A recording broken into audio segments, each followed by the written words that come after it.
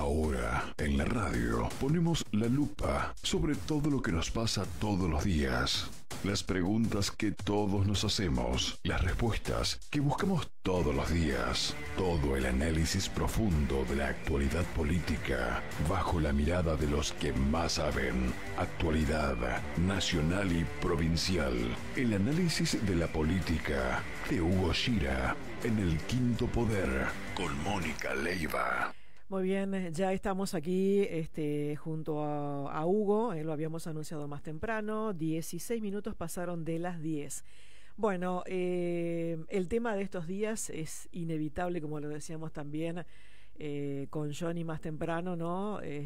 Bueno, de abordar, podríamos decir, diversos enfoques, ¿no? Sobre el tema Alberto Fernández, Fabiola Yáñez. Bueno, hechos de violencia, donde también se entremezcla la política, donde también hay, por supuesto, aprovechamiento político en todo esto, ¿no? Exacto. Bueno, lo tenemos a Hugo, que él nos va a dar su mirada con respecto a esta cuestión. Digo, de plano uno siempre, y creo que en esto coincidimos, hay un rechazo total a la violencia de género, ¿no? Exacto. Pero después ya empiezan a tallar los detalles en esto. ¿Cómo te va? Buen día. ¿Qué tal? Buenos días. Bueno, una aclaración legal importante para tener en cuenta. Argentina tiene en sus políticas judiciales el tema de la violencia de género instalado como una mirada, una perspectiva que hay que abordar. ¿Qué implica la violencia de género? Que en el caso normal, un hombre con una mujer pelea a trompadas. La víctima, normalmente es la mujer, aunque hay casos aislados de hombres También que pueden hay demostrarlo, eso desde sí, ya existe, pero no es este el caso. Lo que quiere decir es violencia de género, mayoritariamente es el hombre contra la mujer, pero también hay casos donde el hombre puede denunciar violencia de género. En estos casos, hombre contra mujer, donde el hombre golpea a la mujer, primer detalle, se invierte la carga de la prueba. El acusado debe demostrar que no ejerció la violencia. Primer detalle. ¿Por qué? Porque hay un tema mediático y de sentido común en la sociedad de una mujer, en este caso mediáticamente, como es el caso de Fabiola Yáñez, y ya vamos a explicar también los corrillos mediáticos que hay detrás de todo esto, porque hay medios que no están jugando de una manera limpia con el tema. Cuando se instala, pareciera que el tema es ella es inocente, él es culpable. Se instaló así de entrada. Cuando en realidad lo que hay es, legalmente, y eso el periodismo lo tiene que tener en cuenta, un corrimiento en cuanto a las responsabilidades. Cuando hay denuncia de violencia de género, el denunciado debe demostrar su inocencia. Se invierte la carga de la prueba. Normalmente, en un caso penal, la carga de la prueba está por parte del denunciador. Claro. Yo vengo a denunciar esto y acá pongo las pruebas. Y es fulano de tal. Y el fulano de tal tiene que empezar a defenderse. Acá Claro. no. Yo vengo a denunciar que me hicieron esto. Aporta obviamente pruebas, las famosas fotos que andan por ahí dando vuelta. Sí. Otro tema que, a ver, cuando uno pone fotos de alguien que está en una situación de víctima y lo saca mediáticamente, es revictimizar a la víctima de vuelta. También. Es volver a revivir el episodio. Previamente, peor aún si después se confirma que todo eso no tuvo nada que ver, porque entonces se lo utilizó desde otra perspectiva. Claro. Pero no se puede revictimizar a la víctima. Hay medios que decidieron no mostrar las fotos, aunque sí se definieron editorialmente a favor de la acusadora, de Fabiola Yáñez. ¿Por qué? Porque mostrar las fotos de ella era revictimizarla. De hecho, ella misma dijo en algunas entrevistas que se sintió mal cuando vio sus fotos en esos lugares. Verse, ¿no? Claro. Para verse en esa situación. Porque es volver a repetir la situación en la cual la persona fue violentada. Eso es en primer lugar. En esos casos se puede utilizar, Hugo, el que conocemos, el pixelado, si uno quiere por ahí. Sí, pero ya sabes de quién estás hablando, porque es una sola persona. Claro.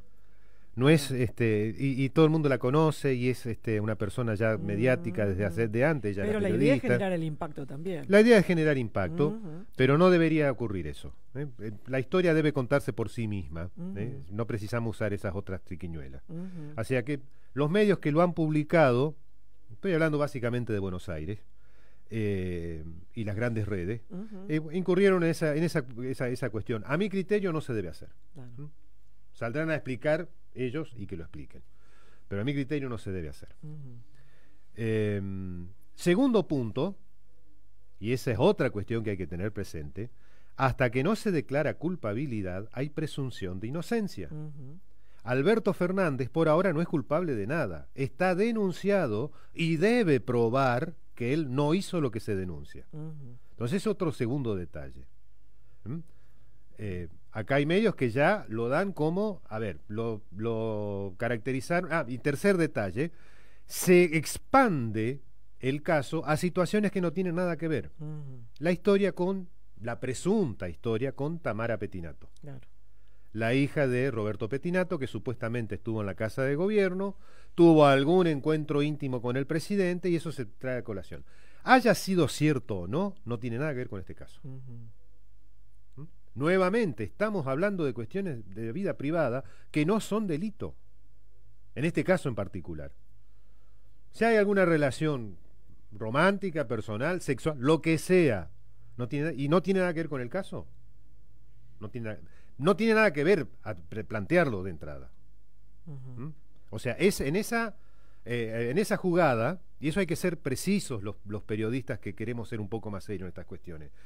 Ahí no es que derraparon Clarín o La Nación o quienes... Lo hicieron a propósito, porque están en otro juego. Están haciendo política, no información. Y la política de los medios es básicamente atacar al kirchnerismo.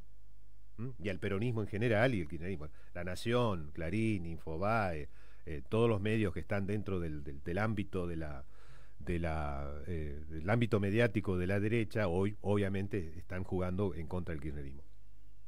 Es otra historia, digamos, pero hay que hacer esa lectura.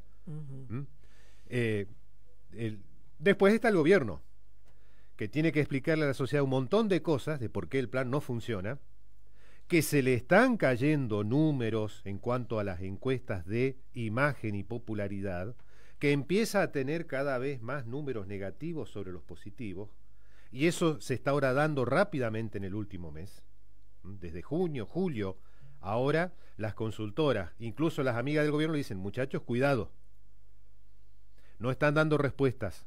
En el sector político y económico no están dando respuestas. Sobre el cepo, no están... pongo esto de contexto general, porque cuando sale Milei a decir algo, o Adorni a decir algo, sobre Fernández, hay que ver qué es lo que cargan por la espalda, en sus espaldas. Tendrían que explicar otras cosas, que son los que nos competen al 47 millones de argentinos. Pero salen a jugar en una pista que se la prepararon Clarín y La Nación, básicamente. Y que les conviene jugar ahí. Pero tienen que darle explicaciones a la gente, porque el tema Fernández en algún momento va a desaparecer. Pero lo otro va a seguir, la situación económica. Tengamos presente que hoy, por ejemplo, hay 1 millón de chicos que van a la noche sin comer. A dormir se van sin comer. Dato de ayer a hoy. Ese es el gran escándalo en la Argentina, que es agroexportadora. Ese es el escándalo. Pero volvamos para atrás, porque este otro escándalo hay que hablarlo y mostrar todo lo que está en juego. Entonces, primer tema, presunción de inocencia, como siempre en la justicia. Segundo tema, inversión de la carga de la prueba. El denunciado, por ser violencia de género, tiene que demostrar que no es culpable. Pero hasta que no se defina, no es culpable. Claro. Tercer tema, ¿quién lleva la causa? Julián Ercolini, juez de Comodoro Pi.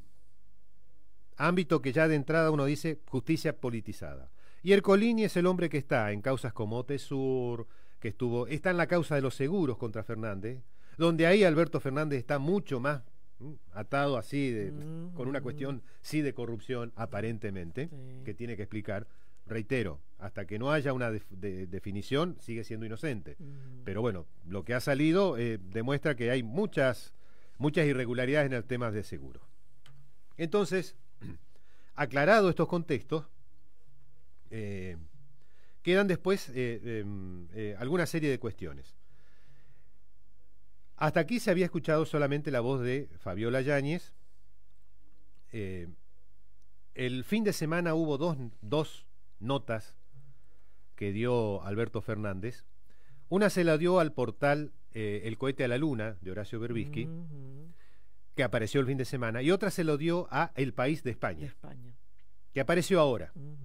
Incluso Berbisky explica en la nota que dio él, que decía, bueno, Alberto Fernández le había pedido que saliera primero lo de España porque tenía una exclusividad con los españoles, con El País.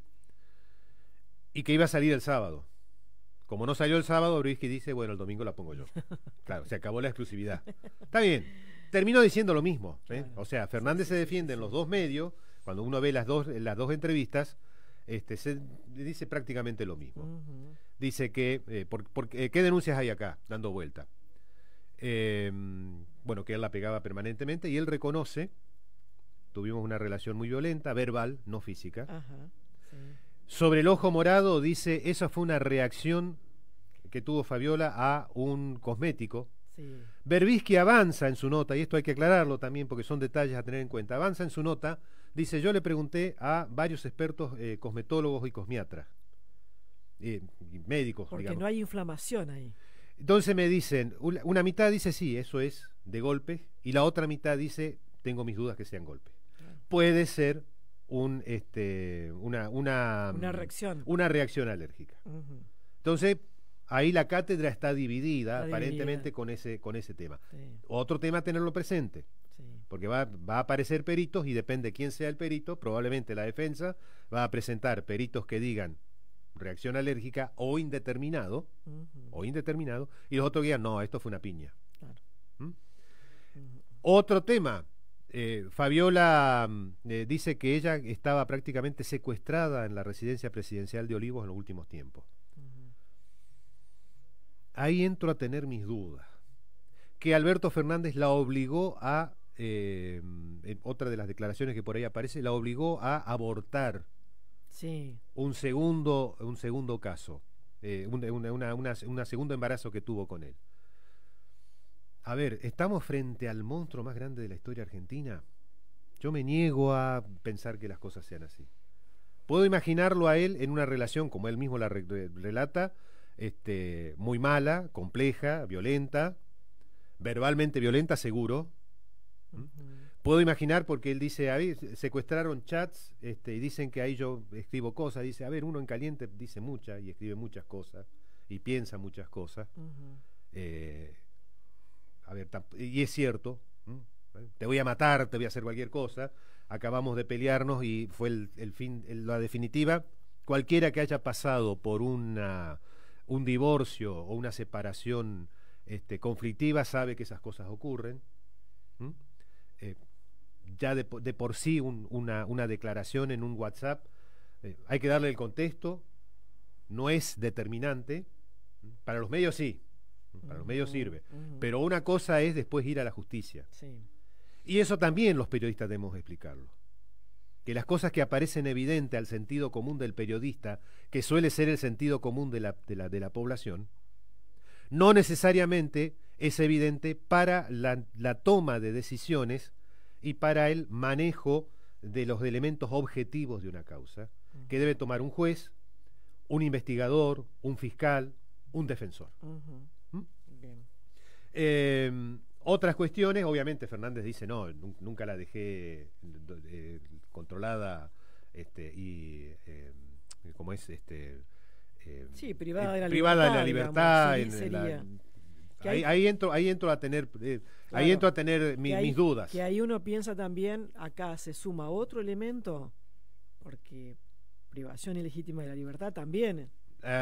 Pueden haber varias causas, podés hacer varias cosas. Tenés un juez que lo tiene en la mira al tipo y que en general tiene la mira al kirchnerismo, y es justamente el juez que salió insaculado, como se dice a la hora de hacer el sorteo, salió insaculado para que tome esta causa en Comodropi. Entonces, bueno, y aparentemente el fiscal que está en la causa también es otro personaje que ya tiene posiciones tomadas en otros temas con respecto a esta gente, con respecto al kirchnerismo particularmente. Otros detalles, a ver, ¿qué es lo que se está diciendo en defensa de Fernández?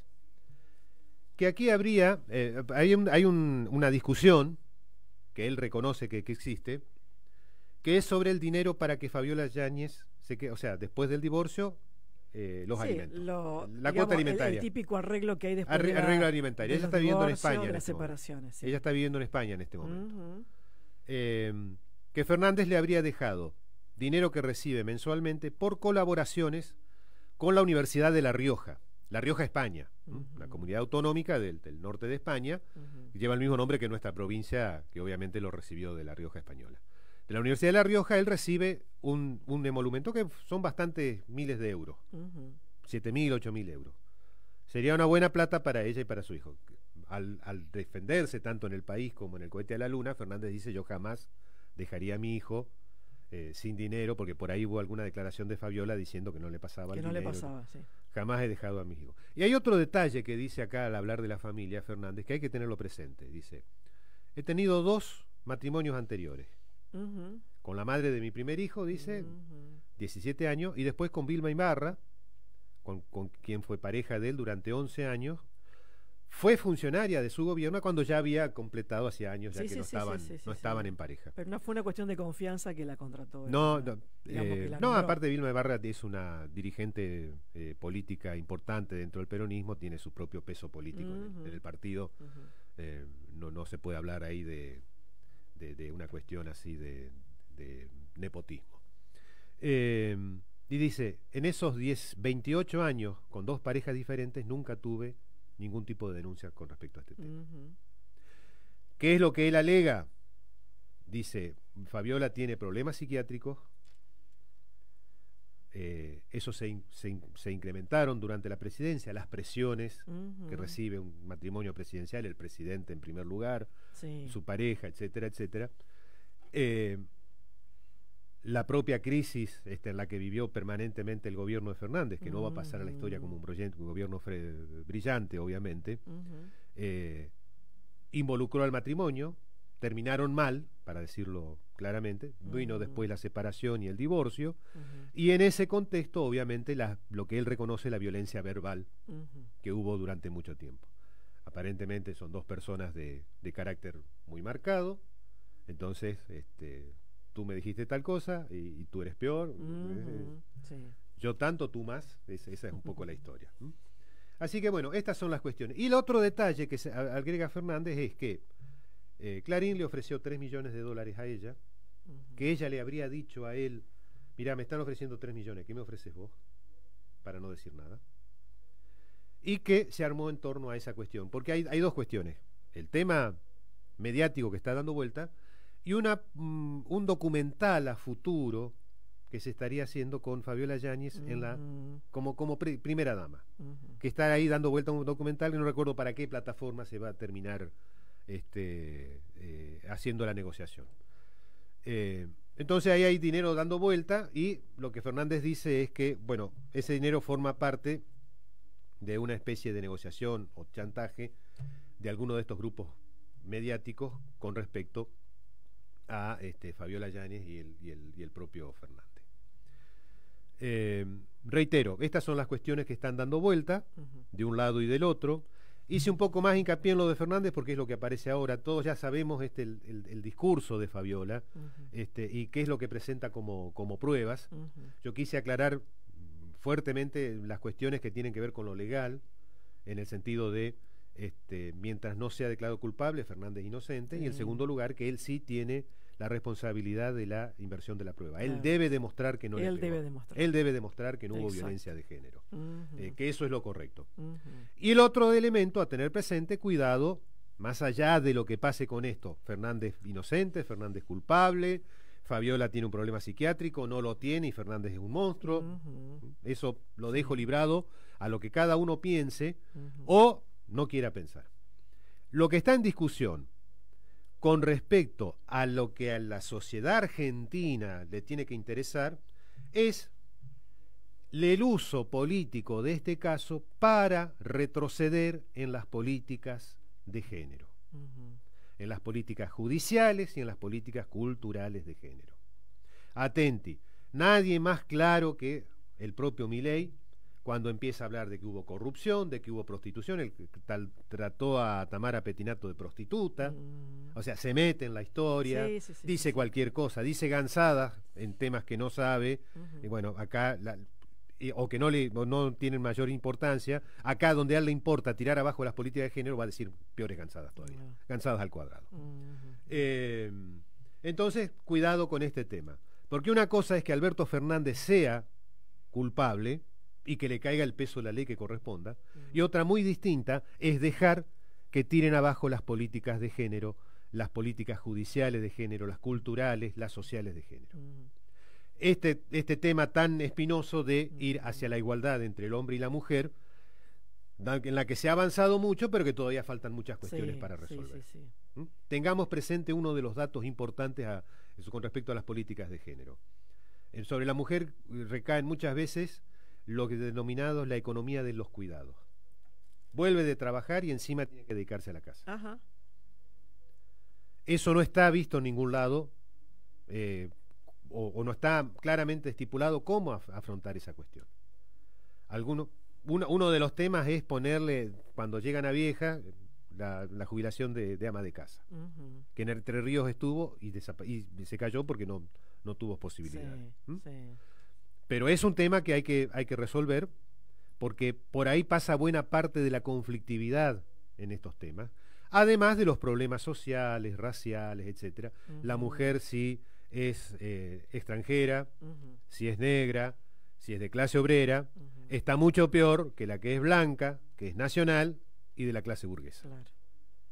Entonces, las cuestiones de clase, las raciales, etcétera, todo esto está implicado en las políticas de género, con un gobierno que quiere tirarlas abajo y que le viene de perillas este tipo de conflictos personales. Pero no está mal que se investigue. Por supuesto, por supuesto. Hugo, ¿no? Porque bueno, aparecieron algunas cuestiones también un tanto irregulares, ¿no? Pero después eso se tendrá que demostrar. Eso se tendrá que demostrar. A ver, cuando yo me caliento con los medios, sobre todo, con el gobierno, bueno, vivo caliente desde que ganaron las elecciones. Eso está claro. Soy un voluprogre. ¿Qué le vamos a hacer? Y más ahora todavía, que corresponde. Pero con los colegas medios, hagan periodismo de vez en cuando, hagan periodismo, no hagan tanta política. Ya con mostrar los datos objetivos y dentro de un protocolo periodístico tenés para ser dulce de leche. No precisás bandearte y demostrar que hace rato dejaste de ser periodista, pasás a ser ensobrado de este gobierno y sos simplemente un operador político. Hay una diferencia, el periodista de opinión y el operador político. Hugo, un gusto como siempre, ¿eh? Buena Muchas semana. 10:40 minutos, seguimos. Aquí en todo el país.